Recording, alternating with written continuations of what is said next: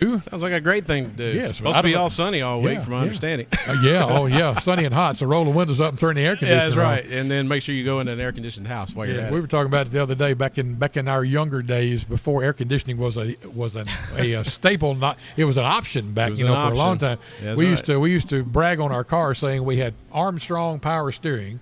So if your arms were strong enough, it felt that way. And we had 440 air conditioning. 4 windows down and 40 miles an hour. 40 miles an hour. Right.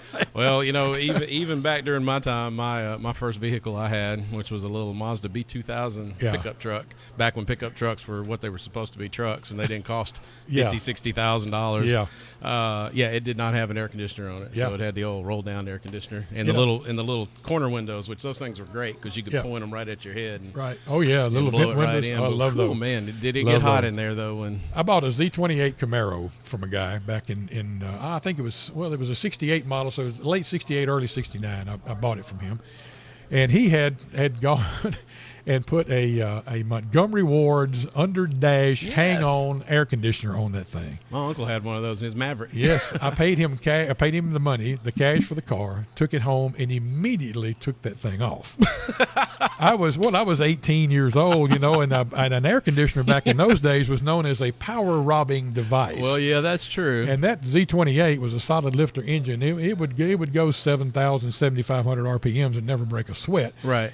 So if you got an air conditioner on there back in those days, it was slinging belts all over the countryside. So I just took the cotton picking thing off. When I was 18, I didn't care whether I was comfortable or not, as long as I was going fast. Hey, all I can tell you is that the one my uncle had in his Maverick, I'll never forget. That thing would put out the coldest air you've ever. It would like ice you if you were sitting in the middle, blowing right in your lap. Oh my gosh! And that's where I always sat, was in the middle, because my aunt was on one side, my uncle was on the other, and that joker was just blowing that super ice cold air. That's where my girlfriend, now my wife, sat in that car on the transmission hump. On transmission hump. Yeah, and it was a 4-speed, so I had to shift around her a little bit, but that was okay. Oh, we digress. This is. I was getting ready to say, there's so many funny stories here that I'm thinking about, because my truck was a 5-speed. Oh yeah, and so same thing. Girlfriend was sat in the middle, and my best friend would sit on the right over here. So, oh man. Okay, believe it or not, talk about real estate. Believe it or not, this is the voice for real estate, and Paul Schulze's in the house with Worthy Road Studios, and we'll be able to bring you this on the CWTAR Facebook page. Just go to Facebook Live, and it will be there. If you're listening now and can't get over to watch it, you will be able to archive that and do that a little bit later on. Thank you, Paul. Let's see the hand out the window. Everybody knows Paul's here. Thank you, Paul. There you go. You got to have the hand out the window and the little card in the slot to get paid, Paul. So you're doing good. Brent Ward is with us. He's the CEO, Executive Director, Chief Cook and Bottle Washer at the CWTAR, and good to have you back. Thank you, sir. Glad to be here. Seems like last week. Yeah, we had a little day off last week. Which is a rarity in the radio business. Most radio you work 24/7. Except for your accumulated vacation. But the folks at Grace Broadcasting are nice enough to let us have a little time off, be with our families. Well, I certainly appreciate the day off. We got outside and enjoyed the nice weather. And, yeah, man. Played a bunch of games outside. Just kind of hung out all day that day. Yep, when it wasn't too terribly bad weather-wise. Not like what we're getting ready to have apparently this week. I burned a couple of animal parts on the grill, and it was It was very nice. Very nice. Well, I haven't done that much this year. I did that, and I had some of Cajun Cookers did their Labor Day throwdown and cooked a bunch of stuff, and that's pretty good eating, too. That is pretty good eating. Had some of that, and he makes it so easy when he does those cookouts like that. He cooks it, he pre-cooks everything and Cryovacs them. Right. And you just take that package, man. If you're eating barbecue, if you're eating chicken thighs, you just dump it in some boiling water, and a few minutes later, you are ready to go. And I'm telling you, you cannot tell the difference. The way they do it, you can't tell the difference. What he calls the flavor profile from grill to packaging to mouth does not change. Does not change. It's amazing. Reconstitute the stuff that they sent to you. I think I've had some of that before that way. Oh, it's good. Where you drop it in the boiling water. Absolutely. And I do that frequently for a lot of stuff that I want to reheat, just because of the fact you don't have to worry about drying out. True. Or burning it if you're trying to do it in the oven or on top of the stove. Absolutely. Put it in a nice tight bag and just drop it in some boiling water, and it heats it a lot better. What's the state of the union as far as local real estate is concerned? We still in a shortage of homes. Still in a shortage of homes. That really hadn't changed a whole lot. Pricing's still pretty good if you're out there. If you're a seller, that is. So still a seller's market because of that reason. And the only thing that I could add to it would be the fact that it doesn't seem to be, and this is nationally, not just locally, but it does affect locally as well, but pricing is not rising as fast as it was because it's finally kind of getting to that top end where things are starting to top out a little bit. Sellers will just buyers aren't willing to pay much more, and appraisals aren't coming back much better. Yeah. So you have to be really careful not to, as I used to tell somebody all the time when we used to do our rental business, that in certain areas like Jackson, Tennessee, you can only ask for a certain amount of rent before it finally tops out, no matter how big the house is. Yeah. So if you've got a 2,500 square foot 4-bedroom, 3-bath house, and it's bringing in $1,800 a month, and you've also got a 4,000 square foot house with 6 bedrooms, they're going to bring in about the same amount of money because there's just you can only go so high. Economically, that's all people can afford. That's all can they afford. That's right. So that's kind of what we're running into right now as things are finally starting to top out a little bit. There are some people out there, and I don't listen that much to negative if I can keep from it, but there's some people out there saying that with the situation that you just described, where we're getting to the top of the market and there's not much left for appreciation. If you buy a house today, that they're saying, well, this is where that bubble burst last time. But I think that, correct me if I'm wrong, I think that last one was an artificial. That last one was an artificial because of the home loans that were being issued at the time. That's what caused that one. Thank you, Mr. O. Yeah, exactly. There was a lot of loans that were being issued, mortgage loans, to people that should not be getting mortgage loans. Exactly. And I've used this story before, and I'm going to use it again because, man, somebody needs to answer the phone. I'm just like, wow. Should have been here the other day when the fire alarm went off. Oh, my goodness. I was like, the ringing of the phone is pretty loud all by itself. I can't imagine that. So, yeah, the story that I've used before is I had probably in his 70s, so I'm going to assume an elderly. 70s are good. Okay. So this is a little thin, bald-headed, very elderly-looking guy that came down and wanted to buy a foreclosure flip. And what I mean by that, the foreclosure company actually went in and did the repairs before they put it back out on the market. Right. Some do, some don't. And so it was a cute little house, and he came in, he looked at it, he wanted to buy it. And because he was still working, he was like 74 years old and still worked in a factory, mind you. Wow. And this house was real close to the factory that he had worked at for like the last 10 years. And he was moving here from Bolivar. And when I started learning more and more about what was going on, and he was using a bank there in Bolivar and to do his mortgage for him, he owned a house in Bolivar that he was going to keep. Right. He had filed for bankruptcy just only 3 years ago, which is not long enough technically today's standards to get it off your records before you can even get a mortgage. And I remember I was just like, he's never going to get a loan to purchase this property because a foreclosure, he still owns another property, he's 74, he's still working. There's a lot of things playing against him, right? Yeah, well, as far as I know, he still lives in that house that he bought. Wow. Yeah, and his wife was disabled. And so and I just remember I was like, I went back and told my dad at that time, who I was still working with at the time, I was like, something's wrong. I'm just saying, something is wrong. This went against the rule book. I'm so happy that he was able to buy this house, and it was a great house for him and his wife, but based on his background and what we know today about mortgages, he really should not have been able to qualify for a mortgage based on his past. That was a very noble program that they came up with on the federal government. Everybody needs a home. Yeah, But the fact is, everybody can't afford a home. They can't afford a home, and they don't know what to do with one when they get it. You're right. And that's why a lot of your government assistance mortgage programs out there require the borrower to attend classes or go online and take classes on what do you do when you own a property, what's your responsibilities, which is most cases is everything. Whereas if you've been an apartment renter your whole entire life or a home renter, you just pick up the phone and call somebody and say, hey, this isn't working, and they send somebody out and they fix it, and it doesn't cost you any more, and you keep on going. But when you buy a home, that's not the case. You got to call somebody, but you're going to pay for it when they show up. Yes, you are. Yes, you are. It's a whole different deal than renting. It is. It is. And I'm still agreeing with that. I still think that's the American dream. I think everybody should own a property. I hope so, if they can afford to do so, because it just it helps them understand what it's kind of like you say, everybody should at least work in the service retail business at least for a year in their lifetime to understand what you go through when you're in that business, whether you work at a restaurant or whether you work in a department store. Exactly. Doesn't matter. You need to work someplace. If you come out of school and go behind a desk and that's all you've done your whole life, you don't understand what you go through. It's the same thing with owning a property, so it gives everybody that opportunity. You work some of those difficult jobs when you're coming up. It gives you a quick reality that this is not what I want to do. Oh, exactly. From here on in.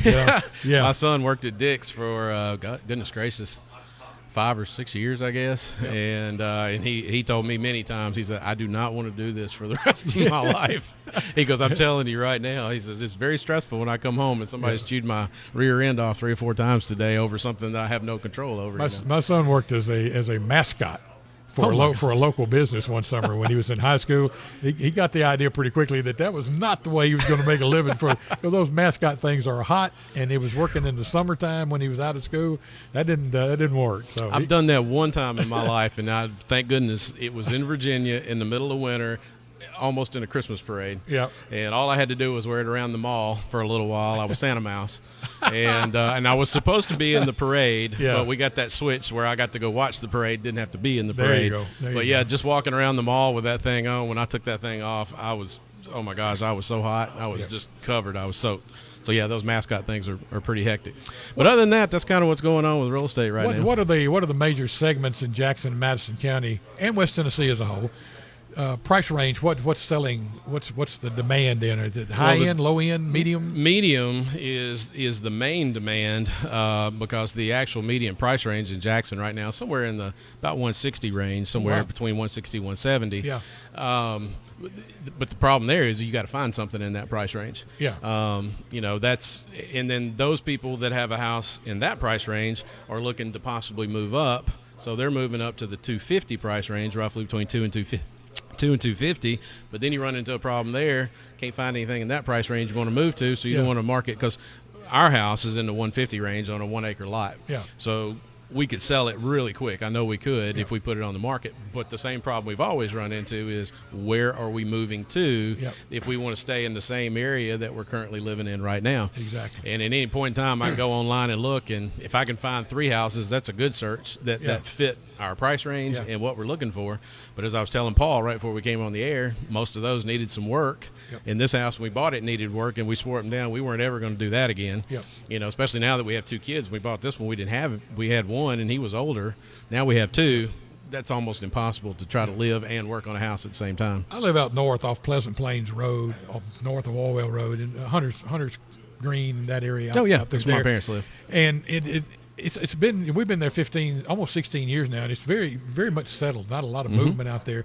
But there was a house on a cove behind me that was a foreclosure, and some people bought it and rehabbed it and resold that thing 30 days before they got through doing the interior rehab on the thing. Now one street over in the opposite direction, there are houses right across the street from each other that have gone on the market in the past 2 weeks by the same realtor. And, there's a lot of stuff popping out there. And another one down the street has just sold. So well, I mean, I think about what you were talking about. Maybe we're getting a little long of tooth, shall we say? Maybe we need something a little bit smaller, and maybe we need something that's everything is on the lower level. We got a little room on the top, but then again, we think, well, we don't want to jump back into a mortgage again. So that's we don't right. have to, and it's a good idea, but it's just not working for us. Well, it just if you're looking to move up.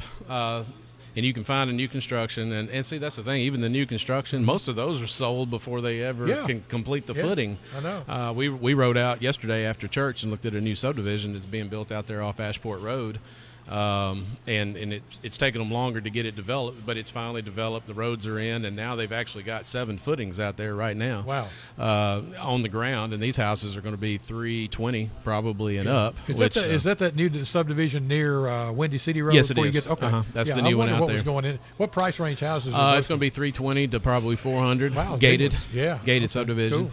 And I forgot how many houses they can put out there, but they actually have. Now, there's a house right next to it. This has been confusing for everybody. Yeah. Because when they were building the subdivision, there was one sign out, but right next to it was about 5 acres that was for sale. Right. And everybody was hooking those two things together. Now then, that 5 acres got sold, and there's a house that's pretty well under construction, pretty good, and everybody thinks that house is part of this subdivision, and they're two different things. I've had to correct that several times with people. Well, they don't call me, but I have people that I know that call me, and I'll be like, nope, those two don't go together. But we rode out there the other day, and sure enough, they have 5 actual footings up, like actual concrete blocks, and then I saw 2 more that they had dug and poured the actual concrete footing, but they don't have the blocks on it yet. So they'll be similar to some of the other larger houses that have their individual lots that are the other side of Windy City Road. That's correct. Yeah. There'll be a lot like that. That's a growing little area right in there. It's a growing area. That is the biggest, fastest growing area of Madison County that we have right now is that northwest section of town. See, we live right around the corner from you. Oh, yeah. We live off Ashport Road, right across from the main entrance to Willow Green. Yeah. Right there, that one street. Those houses have been there since the 70s. Yes. Okay, so just a single level ranch-style house. Yeah, that's it. Yeah. Westchester. There you were close. Yeah, Westchester. So we're right there, and we bought that house because we just figured that's where we were going to stay. Because, like I said, we had one child when we moved there who was a teenager, so we were expecting 4 more years in the house and then off to school, and then it was just going to be us, and that'd be perfect, right? Yep. Well, we didn't know we were going to add 2 more to it since then, plus a big dog. So so it's a little tight there. Yeah, but the good thing is you picked the right area. You're in a growth area. Yes, we did. That's why I said we could sell ours like really quick if we were to market it, because everything that has gone up for sale in there, even one house in there that's been for sale 4 or 5 times that was in pretty rough shape, did finally sell. But the big thing there is number one, like you said, do not want another high mortgage. I've lived out at Wrights Mills. My wife and I were the very first people who lived out at Wrights Mill all by ourselves for 2 weeks. There was not another soul in that subdivision. Matter of fact, for the first 5 days, we didn't even have telephone. Yeah. So we were out there on a very dark, very scary subdivision that had its fair share of vandalism, including our own house at the time. So, it was a little scary. But we lived out there for a little over 2 years, and then it got started populating pretty good, and lots of people, and I decided it was time to go. It's grown considerably since that day. And it has grown a ton since then. Yeah. So, yes, it's gotten a lot bigger. Still a nice subdivision out there. But and we missed the house, don't get me wrong, because it was a custom-built house that we'd picked out the plan, and builder even liked it. He built it in 4 or 5 more of his other subdivisions once he built that one.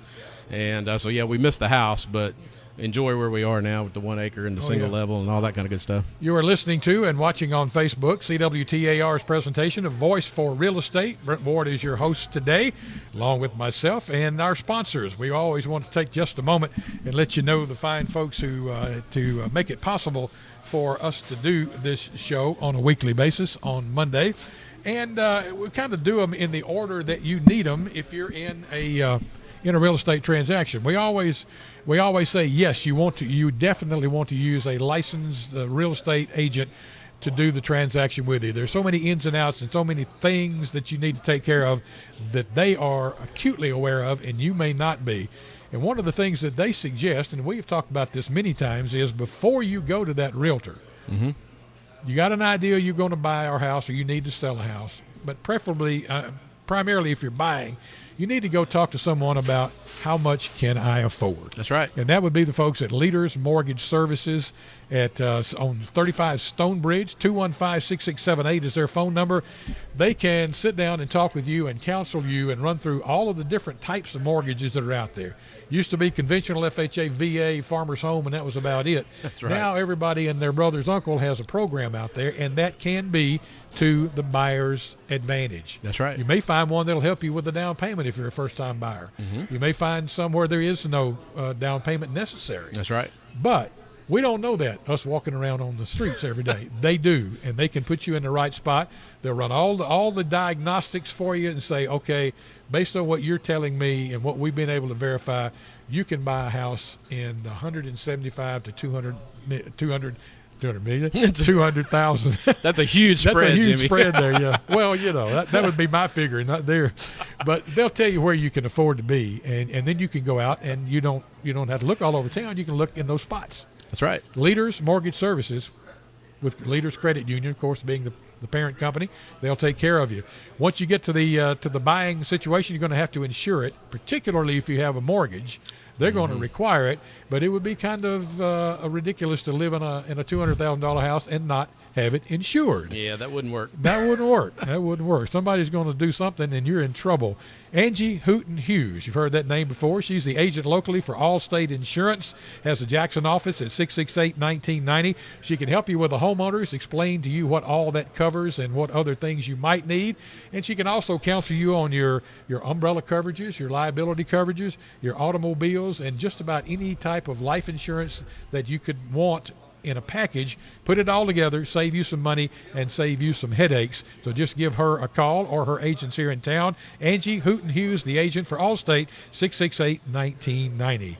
Then you're going to be sitting across the closing table, and there's going to be a pile of things in front of you, and you're going to go say, you got to be kidding me.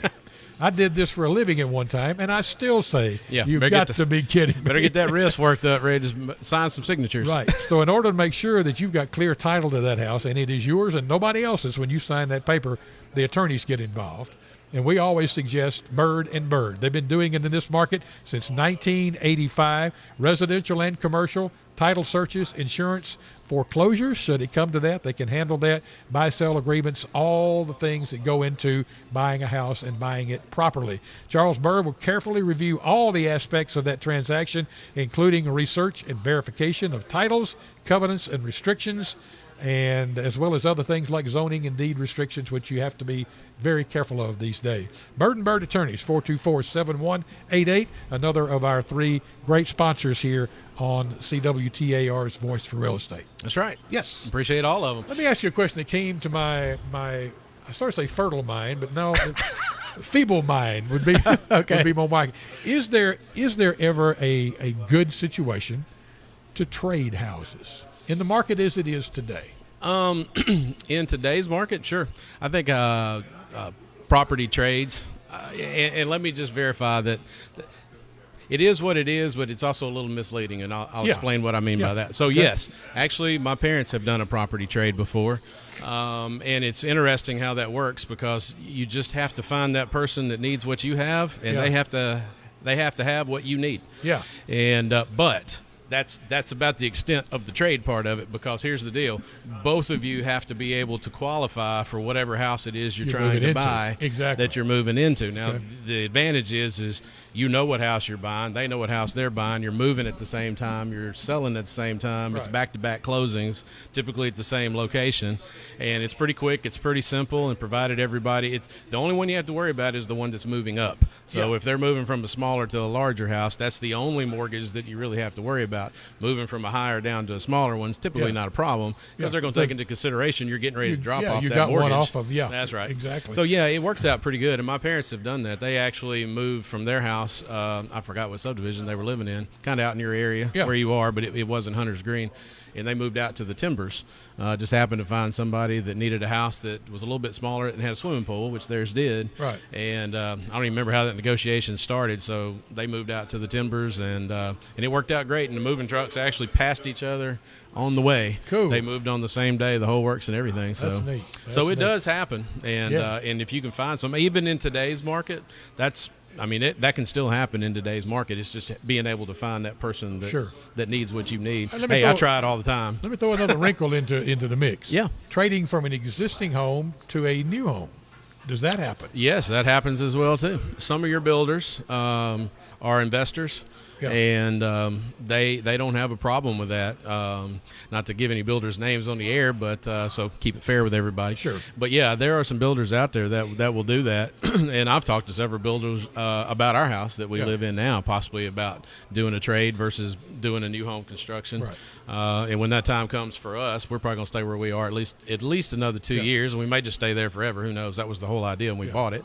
But like I said, we could use a little bit larger house. My parents are getting on up in age, and we need a place to, do Christmas and birthday parties and Thanksgiving, and this house just isn't big enough. Yeah. So we may do that, and I'll be back on the horn again talking to somebody saying, hey, how would you like to buy a house if I buy one of yours? So, that does happen. Well, in the first situation, you're trading houses, and one's going up and one's coming down. That's there's not a whole lot of friction there, probably. No. But because you're probably going to get what you want for your house as long as you're willing to pay what they want for their house. That's typically the way it works. Now, if you've got one that needs a lot of repairs and stuff, just be prepared that that's going to be figured into the price. Oh, yeah.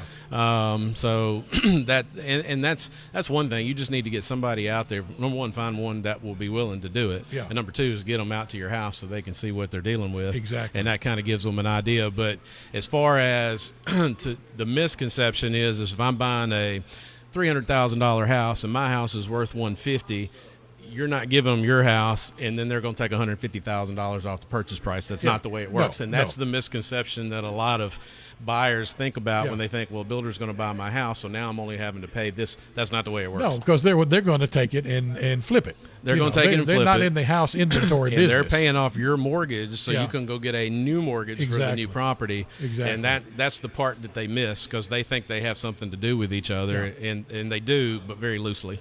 Yeah, because I mean they're going to obviously have to discount your house below market value in order for them to make some money on the back end. The advantage, but there may be situations where that's convenient for the seller. Yes, well, and there's a couple advantages there. For one, as a home seller or homeowner, even for me in the situation I'm in, I don't have a pocket full of contractors and subcontractors in my back pocket that I can pick up a phone and call and say, hey, I need you to come do this. No. So I'm having to call anybody else, and anybody else would have to call and have them come in, quote me, price me, and figure out how we're going to pay for this, right? Exactly. Whereas if you got a builder or somebody like that or investor that purchases your property, they already have those people ready to go. So the price for them to do these repairs is not going to be the same price as it cost me to call somebody to do those repairs. Exactly.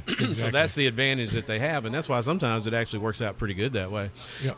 The few builders that I know that do that, it's as long as you're okay with what they're willing to pay you for your house, it's pretty simple and smooth process usually.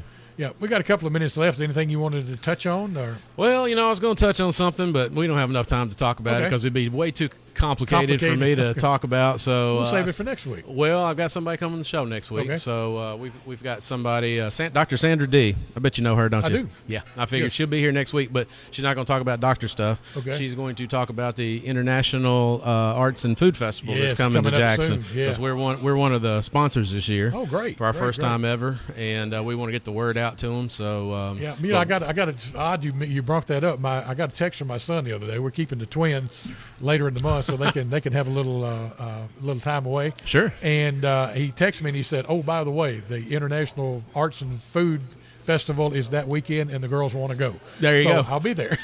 We will be down there too. Just be looking for the realtor balloons. That's what we're going to be handing out to the kids. Cool. And so you'll see all kinds of balloons walking down through there. Too. There you go. They'll be there. Trust me. And one other thing I want to talk about is we've got our annual Glow Run. Is coming up. That's on October the 28th. And Kimberly, you can text me if that's not right. I'll say it's the 28th or 29th. I can't remember. It's one of the 2 days, but it's out at Union. And it's our Glow Run in Wicked Waff. It's a 5K run. Yeah. And we have a walk out there, and we do this every year. Our first one was last year, so it'll be our second one. It benefits American Heart Association. And so we just want to tell everybody to be looking for that. You can go on our Facebook page. You can go to our website, either one. You can get registered there. And as of right now, that's what I've got on that side of the field. But we've got more things coming up as well, too. But just want to get that one out there. Good to see a group like yours being that active in the community. I like to see that. Jackson's very blessed with that in a lot of cases. We are. But the more the merrier. It is, and people like to do that kind of stuff, and so we try to do things that we think people would like to do. As I mentioned when I was on their show, and I'm pointing. You guys can't see me unless you're watching video right now, but those guys, Schofield and McCoy. Yeah, thank you. When they were on out at the golf tournament, I talked to them about a trivia night, and John got really excited about trivia night because he said he really likes trivia. So that's coming up in January. Coming up in January. We're going to do a trivia night, but I'll talk more about that as we move forward. So absolutely. So, sounds great, man. Y'all are in the middle of it. And, we're trying. Glad things are going as well as they are. Good to see you back. Yes, sir. I'm glad to be back. All things willing, and the creek don't rise. We'll be back about 10:15 next Monday with should be the back. voice for real estate. Presentation of CWTAR. We'll see you then. News.